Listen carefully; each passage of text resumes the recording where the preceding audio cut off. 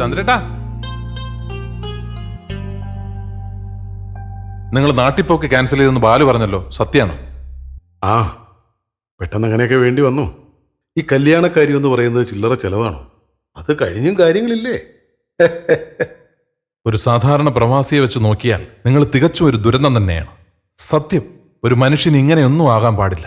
നിങ്ങൾ തോൽവി ഇരന്നു വാങ്ങുകയാണ്. അനിയ, ചിലടത്ത് അറിഞ്ഞുകൊണ്ട് തോറ്റു കൊടുക്കേണ്ടി വരും. ചിലപ്പോ പ്രവാസികൾ ഒരു ചിലന്തിയുടെ ജന്മം പോലെയാണ്. ചിലന്തികൾ മുട്ടയിട്ട് കുഞ്ഞു വിരിക്കും. നിർഭാഗ്യവശാൽ ആ ചിലന്തി തന്നെ ആഹാരമായി മാറും. നമ്മൾ പ്രവാസികൾ കുടുംബത്തിന് വേണ്ടി എല്ലാം സമ്പാദിച്ചു കൊടുക്കും. അത് കഴിഞ്ഞാൽ സ്റ്റിയറിംഗ് നഷ്ടപ്പെട്ട ഡ്രൈവറുടെ അവസ്ഥയാണ്. ചുരുക്കി പറഞ്ഞാൽ ഒരു നേരം തലചേക്കാൻ ചെന്ന് കയറുന്ന അന്തേവാസിയുടെ അവസ്ഥ. വീട്ടുകാര്യങ്ങളിൽ കുറവ് വരുമെന്ന് പറഞ്ഞ് കുപ്പൂസും പഴമല്ലാതെ എന്തെങ്കിലും ഒരു നല്ല ഭക്ഷണം കഴിച്ചിട്ടുണ്ടോ നിങ്ങൾ? ചന്ദ്രേട്ടാ, നിങ്ങളുടെ എന്തെങ്കിലും ഒരു ആഗ്രഹം നിങ്ങൾ സാധിച്ചിട്ടുണ്ടോ? നിങ്ങളുടെ ഒരേ ഒരു മകളുടെ കല്യാണം നിങ്ങളുടെ സ്വപ്നമായിരുന്നു എന്ന് ഞങ്ങൾക്കറിയാം. സുനി, സുധീറെ, ഇതുപോലെ സ്നേഹിക്കാനും നല്ല വാക്ക് പറയാനും എനിക്കും ആരെങ്കിലൊക്കെ ഉണ്ടായിരുന്നെങ്കിലെന്ന് ആഗ്രഹിച്ചു പോയടാ. മതി മതി, പറഞ്ഞു പറഞ്ഞ് അധികം പ്രഷർ കേട്ടണ്ട. ആ, ഇന്ന് വീക്കെൻഡാണ്, അത് മറക്കണ്ട, പൊളിക്കണം.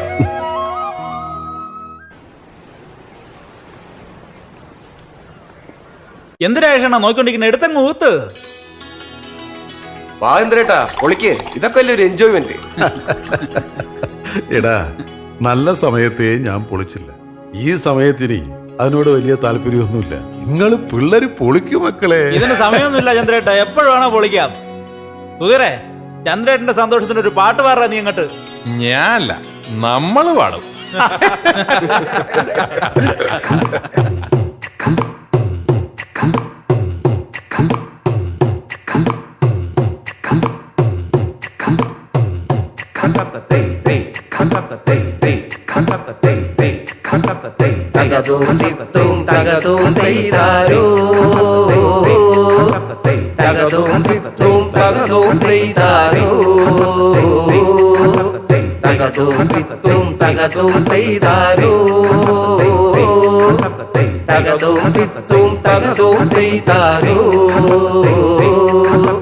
ചന്ദിരൻ ചേട്ടന്റെ സങ്കടം മാറാൻ കങ്കരനെത്തിയടാ.